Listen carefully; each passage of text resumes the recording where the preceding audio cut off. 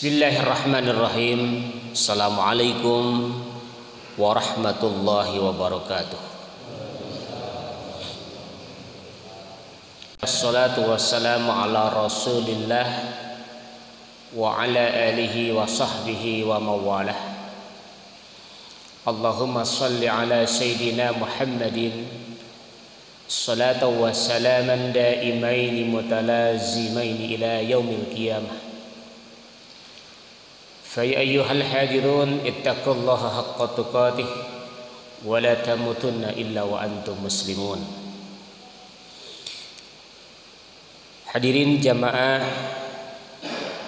Masjid Mukhlisin Al-Khuddin rahimakumullah. Alhamdulillah, kita panjatkan puji syukur kehadirat Allah Subhanahu wa taala pada kesempatan malam hari ini. Walau dalam keadaan dingin, mulai memasuki musim hujan, alhamdulillah Allah masih tetap memberikan nikmat sehat dan nikmat kesempatan kepada kita semua, sehingga alhamdulillah kita bersyukur pada malam hari ini bisa menjalankan salah satu tugas dan kewajiban kita. Setelah tadi menjalankan sholat maghrib berjamaah, insyaallah kita lanjutkan dengan kajian Nashaiul Ibad sampai menjelang sholat isya nanti. Hadirin rahimakumullah, tidak terasa perjalanan kajian Nashaiul Ibad sudah memasuki makalah yang ke-14. Alhamdulillah, mudah-mudahan Allah berikan kelancaran, Allah berikan kesehatan kepada kita semua. Mudah-mudahan kajian kitab ini bisa tuntas dan insya Allah bisa bermanfaat, khususnya untuk saya pribadi, umumnya untuk jamaah semuanya. Bismillahirrahmanirrahim. Wal maqalatur rabi'ata asyarata, dan makalah yang ke-14 an ba'dil hukama'i, dari sebagian para ahli hikmah, yakni atiba'il qulub. Ahli hikmah itu disebut sebagai dokternya hati, ya. Atiba'ul qulub, dokternya hati. Wahum al-auliya, dan dokter hati itu mereka adalah para wali-wali Allah.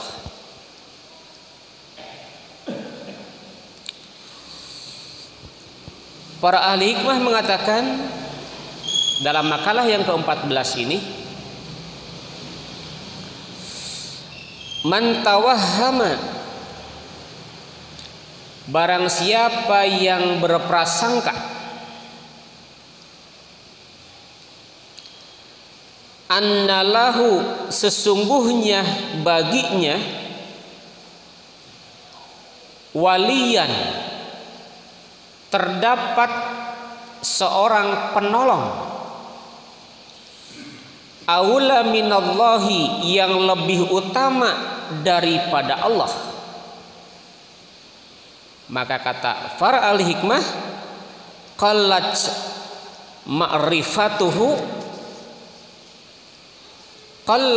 ma'rifatuhu billahi, maka dia belum termasuk orang yang bermakrifat atau mengenal Allah dengan baik. Barang siapa yang menyangka bahwa sesungguhnya ada penolong yang lebih utama selain dari Allah, maka dia kenal dengan Allahnya belum dikategorikan dengan kenal yang baik.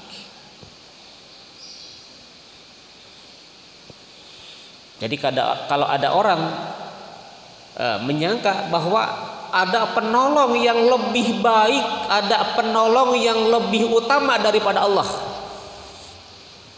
maka dia termasuk orang yang kategori belum kenal dengan Allah. Artinya harus kita yakini bahwa Allah adalah Maha Penolong di atas segalanya, tidak ada yang lain, apalagi makhluknya.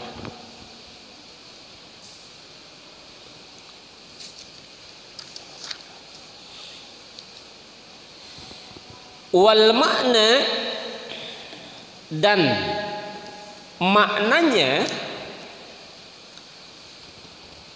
man donna, barang siapa yang menyangka, annalahu, sesungguhnya baginya, nasiron, ada penolong, aqraba minallah, yang lebih dekat kepada Allah, wa aksora, maaf, aqraba minallah, yang lebih dekat daripada Allah, wa aksaro, dan lebih banyak, nusrotan minhu, pertolongan selain dari Allah, fa innahu, maka sesungguhnya orang itu lam ya'rifillahi ta'ala, dia belum termasuk orang yang kenal atau bermakrifat kepada Allah.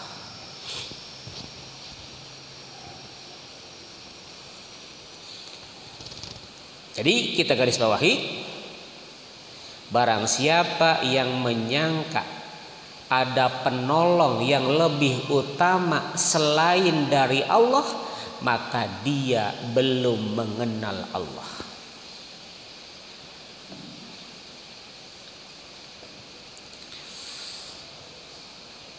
Wa man tawahhama anna lahu aduwan.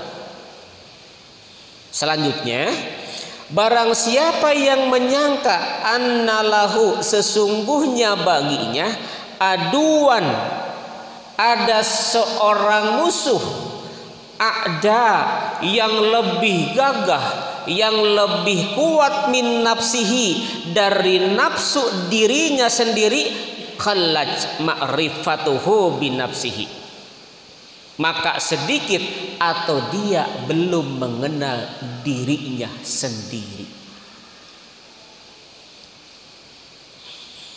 Jadi kalau ada orang yang menyangka, ya, kalau ada orang yang menyangka bahwa sesungguhnya kalau dia menyangka ada musuh yang lebih gagah dari musuh yang ada pada dirinya, maka dia belum mengenal dirinya.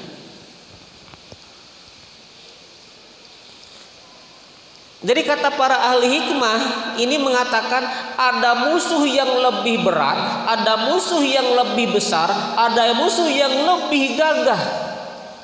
Siapa musuh itu? Diri kita sendiri, nafsu yang ada, yang bersembunyi di dalam diri kita sendiri. Kalau kita belum mengenal musuh itu yang ada dalam diri kita, maka kita belum mengenal siapa diri kita.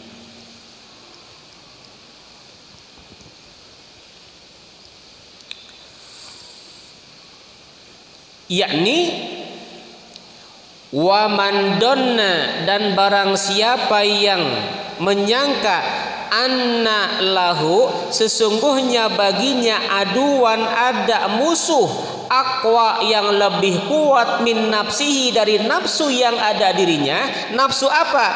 Nafsihil ammarati wal lawamah, yakni nafsul ammarah dan nafsul lawamah. Fa innahu, maka sesungguhnya orang itu lam ya'rif nafsahu, dia belum mengenal siapa dirinya sendiri.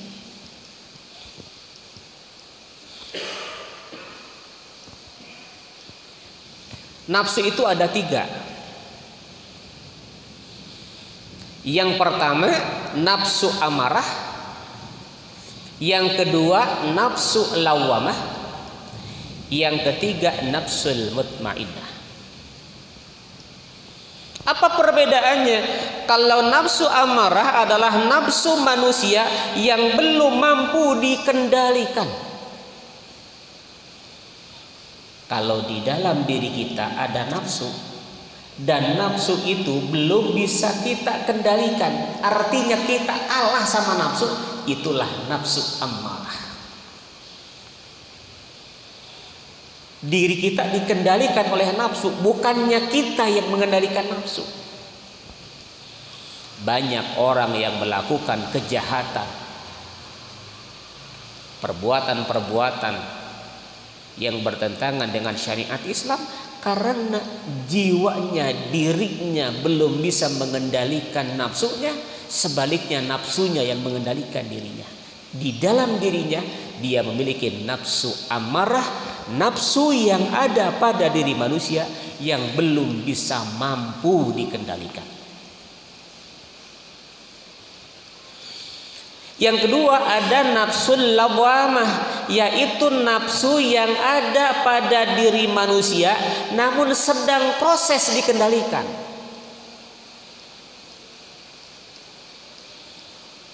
Jadi kalau sedang dalam proses ada ikhtiar, ada usaha bagaimana nafsu ini agar bisa dikendalikan.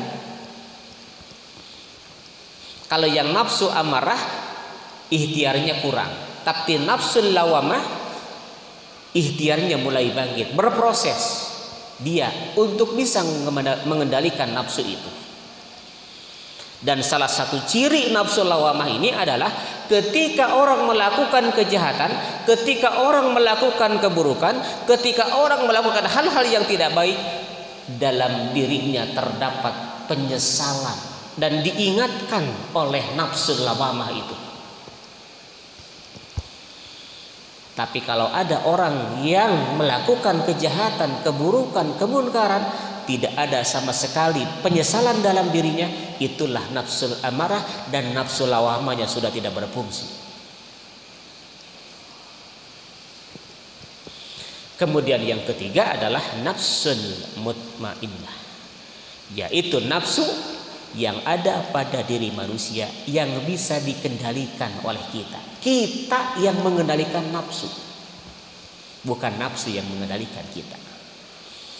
Sebab kalau kita yang bisa mengendalikan nafsu, insya Allah diri kita yang akan mengatur nafsu itu. Kalau kita dikendalikan oleh nafsu, manusia bisa melakukan apapun karena dirinya di bawah kendali nafsu.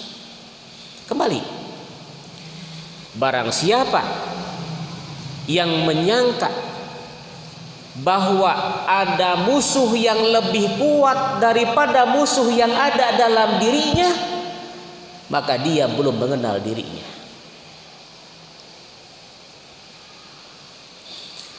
Hadirin rahimakumullah,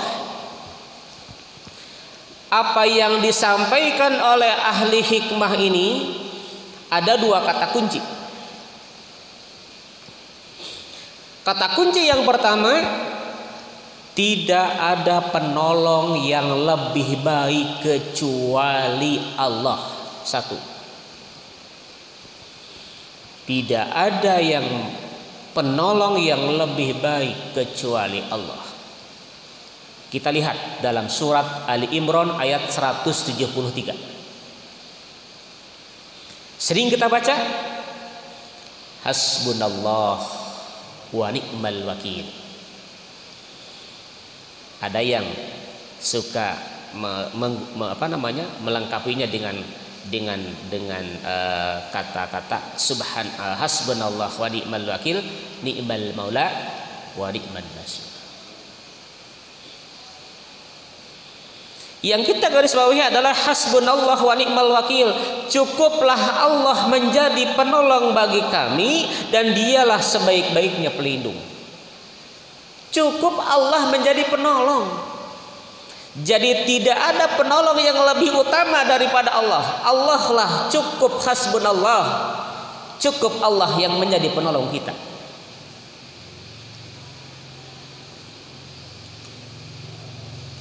Hadirin rahimakumullah, salah satu sahabat Abdullah bin Abbas menjelaskan bahwa doa hasbunallah wa ni'mal wakil ini yang terdapat di dalam surat Ali Imran ayat 173 ini salah satu doa yang senantiasa dibaca oleh Nabi Ibrahim. Ya, ini doa yang senantiasa dibaca oleh Nabi Ibrahim alaihissalam.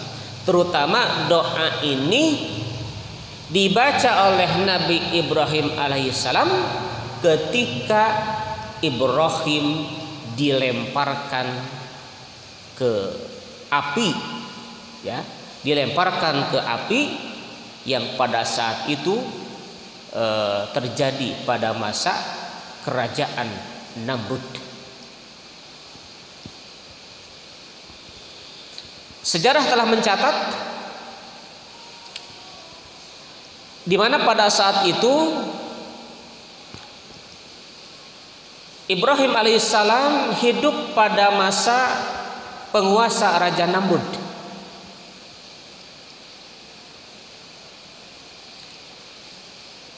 Dan Raja Namrud ini adalah salah satu raja yang sombong dan takabur. Bahkan saking sombongnya, Namrud ini mengaku sebagai Tuhan. Mengaku sebagai Tuhan. Dan pada masa kerajaan Namrud itu, pada saat itu mayoritas pengikutnya adalah penyembah berhala. Bahkan ayahnya Ibrahim bukan hanya penyembah berhala pada saat itu, dia adalah pembuat dan penyembah berhala.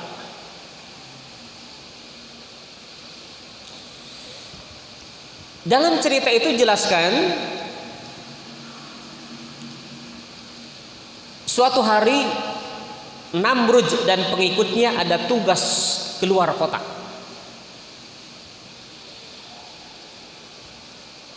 Jadi beberapa hari ada tugas kenegaraan dengan para pengikutnya, tugas keluar kota. Ini dijadikan kesempatan oleh Ibrahim untuk melakukan aksinya, karena Ibrahim mendapatkan bisikan dari Allah Subhanahu wa taala untuk mengajak pada saat itu kepada umatnya untuk mentauhidkan Allah, serta untuk mengajak mereka pada saat itu yang hampir mayoritas masyarakat menyembah berhala, termasuk Namrud.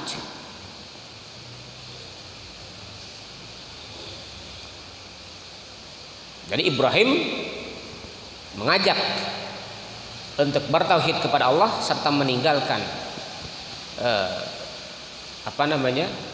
peribadatan penyembah berhala pada saat itu. Ketika Namrud dan pasukannya bertugas keluar, maka Ibrahim pada saat itu memiliki rencana, karena kecerdasannya Ibrahim, karena kecerdasannya Ibrahim, kemudian Ibrahim ingin meyakinkan bahwa berhala adalah bukan Tuhannya. Maka keluarlah pada malam hari berhala-berhala sesembahan dari Namrud dan pengikutnya, masyarakat pada saat itu dihancurkan semuanya. Kecerdasan Ibrahim. Ditinggalkanlah satu patung yang sangat besar. Kemudian si kampak yang bekas menghancurkan patung-patung di sekitar peribadahan mereka digantung di leher patung yang paling besar, berhala yang paling besar. Nah, sekali lagi, bagaimana Ibrahim ingin meyakinkan bahwa berhala bukan Tuhan. Dihancurkan semua. Singkat cerita, Namrud dan pengikutnya pulang dari tugas luar. Ketika mereka akan beribadah, mereka melihat Tuhan-Tuhan berhalanya sudah hancur. Cuma tinggal satu berhala yang besar, yang di situ ada kampak, digantungkan sengaja oleh Ibrahim alaihissalam. Namrud sudah tidak melihat mencari orang. Dia sudah meyakini inilah pekerjaan yang dikerjakan oleh Ibrahim. Inilah Ibrahim pelakunya. Maka pengikutnya atas instruksi dari Raja Namrud kemudian menangkap Ibrahim, ya. Kemudian semacam disidangkan, ya. Terjadi dialog antara Ibrahim dengan Namrud, ya, serta para pengikut dari Namrud yang ketika itu mau beribadah, melihat Tuhan-Tuhannya berhalanya pada hancur berantakan. Ibrahim sangat santai dengan kecerdasannya. Ibrahim, kata Namrud, engkaulah yang menghancurkan berhala-berhala Tuhan kami. Tidak, saya tidak menghancurkan berhala-berhala sesembahan kalian. Ngaku Ibrahim, saya tidak menghancurkan Tuhan-Tuhan berhala kalian. Kemudian Raja Namrud semakin marah dengan mendengar jawaban daripada Ibrahim alaihissalam. Lalu kalau bukan engkau, siapa lagi yang menghancurkan berhala-berhala Tuhan kami? Jangan tanya saya, kata Ibrahim. Bukti bahwa yang menghancurkan Tuhan-Tuhan kalian adalah bukan saya, tapi berhala patung yang sangat besar itu, dan lihat kampaknya juga ada di lehernya.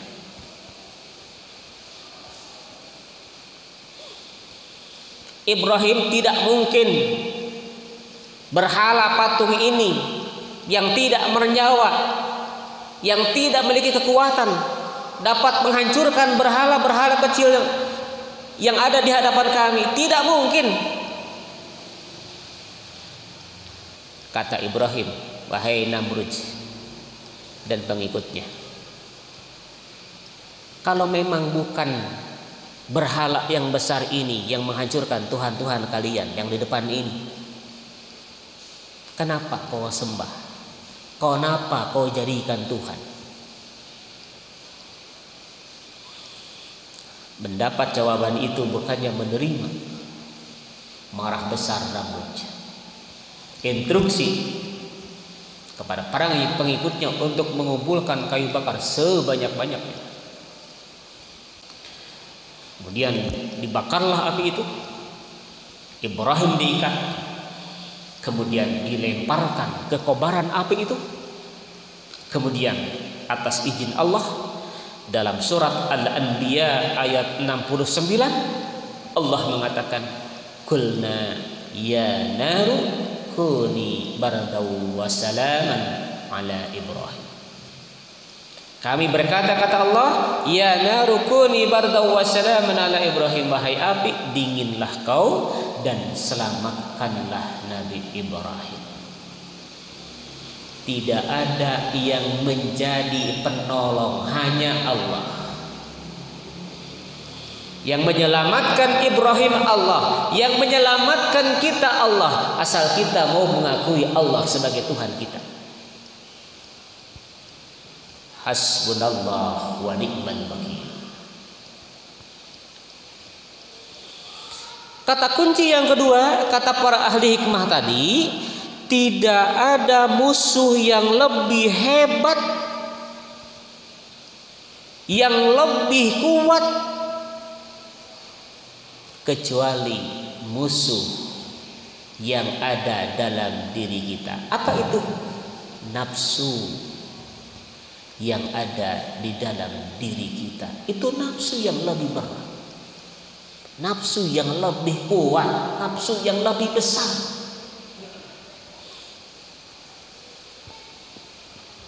Nafsu musuh ada di depan kita, bisa kita lawan.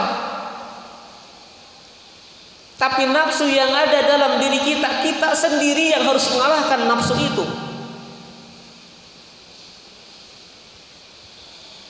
Suatu hari Rasulullah dengan para sahabat pulang dari perang Badar. Perang Badar adalah salah satu perang yang dahsyat, yang memakan ratusan bahkan ribuan umat Islam dan para sahabatnya. Tapi apa kata Rasul? Raja'na min jihadil asghari ila jihadil akbar. Wahai para sahabat, kita baru pulang dari perang Badar, perang yang kecil. Tapi kita ila jihadil akbar, akan menghadapi jihad, perang yang lebih besar daripada perang Badar. Perang apa ya Rasulullah? Jihadun nafs, jihad berperang melawan nafsu yang ada di balik diri kita sendiri, yang selalu kita dikendalikan oleh nafsu yang ada dalam diri kita. Dan kadang kita bukan yang mengendalikan nafsu itu.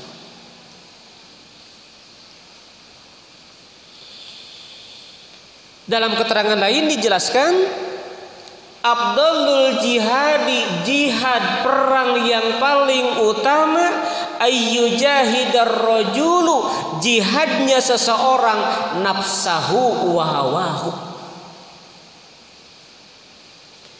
Jihad yang paling utama adalah jihadnya seseorang ayyujahidar rajulu nafsahu wa hawahu, merangan diri jeung hawa nafsu sorangan.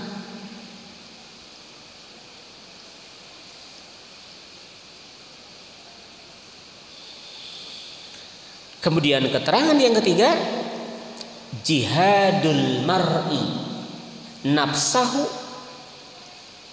jihadnya seseorang, memeranginya seseorang terhadap nafsunya, wahuwal jihadul akmal, itulah jihad yang sempurna.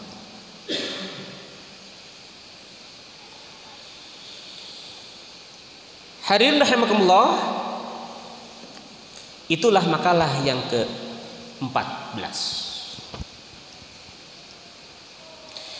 Lanjut. Kemudian makalah yang ke-15, wal maqalatul khamisata asyara. Wal maqalatul khamisata asyarata. Adapun makalah yang ke-15. An Abi Bakr Siddiq radhiyallahu anhu. Dari sahabat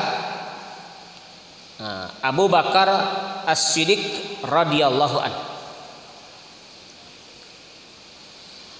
Fi qaulihi ta'ala, Abu Bakar Siddiq ini menjelaskan tentang firman Allah Ta'ala, yaitu surat Ar-Rum ayat 41. Bismillahirrahmanirrahim. Dhaharal fasadu fil barri wal bahri bima kasabat aydin nas liyudhiqahum ba'dalladzi amilu la'allahum yarji'un. Ini yang akan disampaikan, yang akan dibahas oleh Abu Bakar As-Siddiq.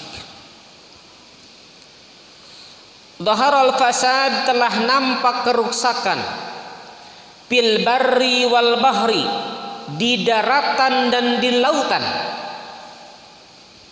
bima kasabat aydin nas, karena perbuatan tangan-tangan jahilnya manusia.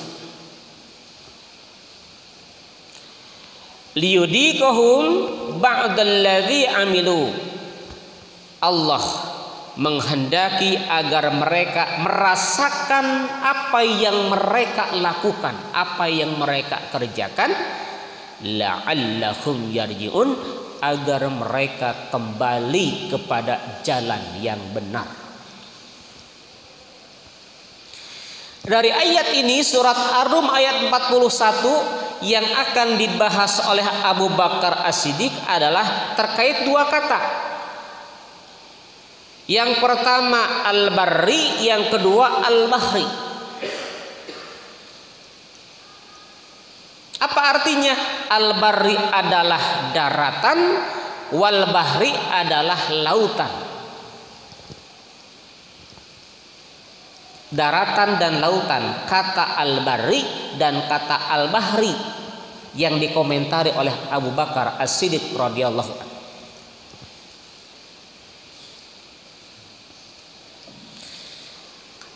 Qala Abu Bakar Siddiq, Abu Bakar Siddiq berkata, fi tafsiri dalik, dalam menjelaskan ayat tadi, terutama kata al-barri dan al-bahri.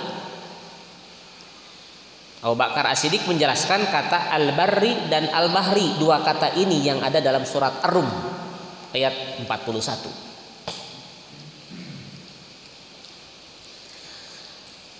Kata Abu Bakar As-Siddiq, al-barru huwa al-lisanu, yang selama ini kita melihat.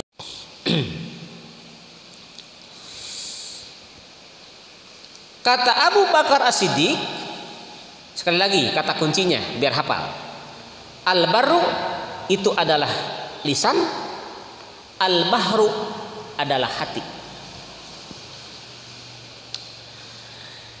Kata beliau, faida fasadal lisanu, apabila lisan kita rusak, bisabbi masalan, contoh rusaknya dengan sifat memarahi atau pemarah atau mencaci,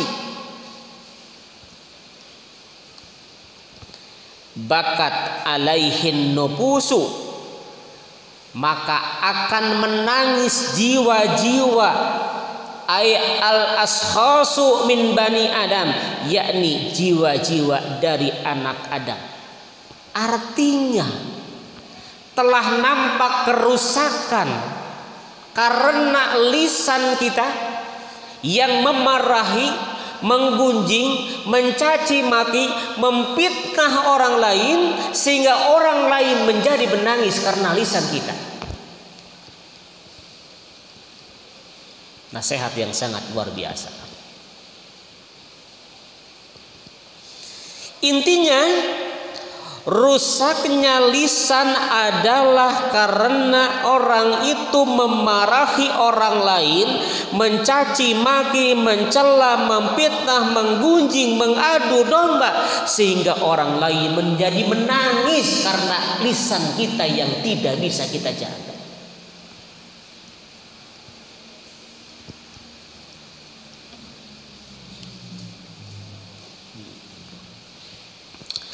Kemudian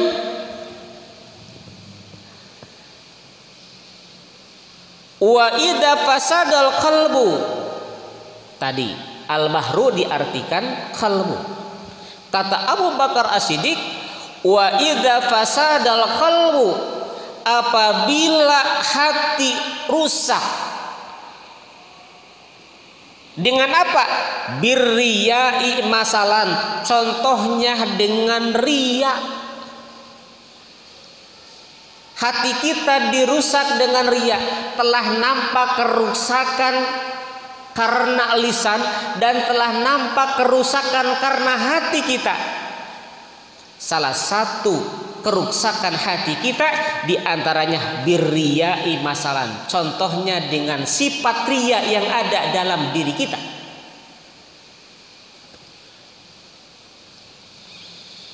Bakat alaihimul malaikatu, maka malaikat akan menangis. Kalau tadi manusia menangis karena lisan kita, namun malaikat nangis karena hati kita. Saya ulangi, manusia bisa nangis karena lidah kita, karena lisan kita, mencaci maki, menggunjing dan lain sebagainya, sehingga mereka menangis karena tersakiti oleh lidah kita. Kemudian kata Abu Bakar As-Siddiq, ketika hati kita rusak dengan riya, sum'ah, ujub, takabur dan lain sebagainya, maka malaikat akan menangis.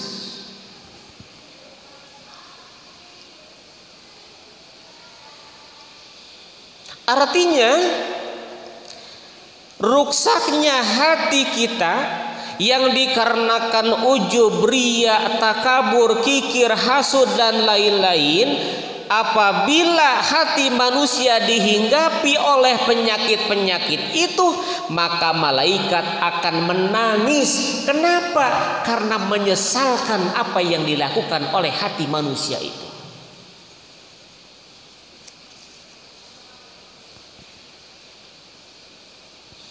Hadirin rahimakumullah,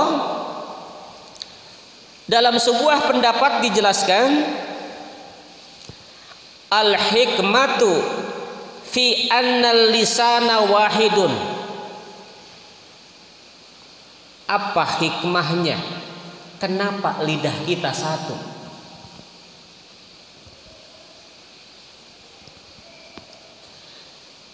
Annal lisana wahidun. Apa hikmahnya? Kenapa Allah menciptakan lidah ini satu?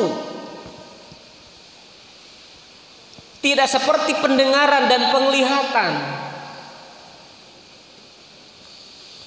Abu Bakar As-Siddiq menjelaskan, tanbihun lil 'abdi. Ini pelajaran berharga bagi hambanya. Ini pelajaran yang sangat berharga. Fi annahu la yanbaghi ayyatakallama illa fima yuhimmuhu wa fi khair. Allah menciptakan lidah kita satu, ini pelajaran yang berharga untuk kita, agar kita tidak mengucapkan sesuatu kecuali sesuatu itu penting dan dalam kebaikan. Artinya kita jangan mengatakan sesuatu yang tidak penting, apalagi perkataan itu yang dapat menyakiti orang lain. Dan kita tidak boleh mengatakan sesuatu yang tidak perlu, kecuali perkataan ucapan yang kita sampaikan itu fi khairin, mengandung nilai-nilai kebaikan.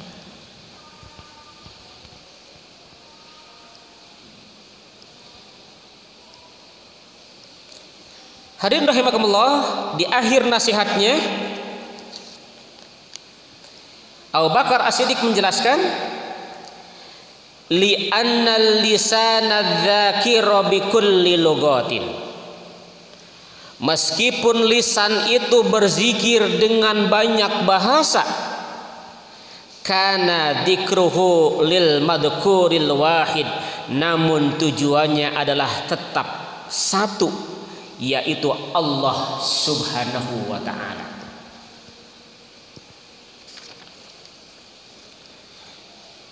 Kadzalikal qalbu, demikian juga hati. Bihilabi nahwil aini wal uduni fa innahu yata'addadu. Berbeda halnya dengan mata dan telinga yang jumlahnya banyak. Li'annal hajata ila sam'i wal basar, karena sesungguhnya kebutuhan terhadap pendengaran dan penglihatan aksaru minal hajati ilal kalam, itu lebih banyak dibutuhkan daripada ucapan. Terakhir, nasihat yang sangat luar biasa dari Abu Bakar As-Siddiq, wa innama subbihal qalb bil bahri. Kenapa Abu Bakar As-Siddiq menyerupakan lautan dengan hati. Kenapa Abu Bakar As-Siddiq menyerupakan lautan dengan hati? Kata beliau, innama subbihal qalbu bil bahri, karena sesungguhnya Abu Bakar Siddiq menyerupakan hati, ya, hati dengan lautan atau lautan dengan hati, li syiddati umkihi wattisaihi. Abu Bakar As-Siddiq mengumpamakan lautan itu adalah hati, lautan itu seperti hati kita, dengan alasan yang sangat luar biasa. Apa alasannya? Lisiddati umkihi wattisaihi, karena saking dalamnya dan luasnya lautan itu. Saking luas dan dalamnya lautan itu, belum tentu kita bisa menjangkau semua. Hati orang siapa tahu? Tidak akan kita pernah tahu hati orang. Maka Abu Bakar Siddiq mengibaratkan lautan itu adalah hati, karena hati dibagikan seperti lautan di dalam dan yang luas. Mudah-mudahan dua kemakalah ini nasihat-nasihat yang sangat luar biasa dari para ahli hikmah, dari Abu Bakar As-Siddiq, makalah yang ke-14 dan makalah yang ke-15. Mudah-mudahan ada hikmah dan manfaatnya khusus untuk saya pribadi, umumnya untuk kita semua. Mudah-mudahan kita bisa menjalankan nasihat-nasihat ini. Insya Allah apa yang kita lakukan senantiasa mendapatkan ridho serta maghfirah Allah Subhanahu wa Ta'ala. Terima kasih atas perhatiannya. Mohon maaf atas segala kekurangannya. Allahumma inna nas'aluka ilman nafi'an wa rizqan thayyiban wa amalan mutaqabbala bi rahmatika ya arhamar rahimin. Rabbana atina fid dunya hasanah wa fil akhirati hasanah wa qina adzabannar. Subhana rabbika rabbil izzati amma yasifun wa salamun alal mursalin walhamdulillahi rabbil alamin. Billahi taufiq wal hidayah. Assalamualaikum warahmatullahi wabarakatuh.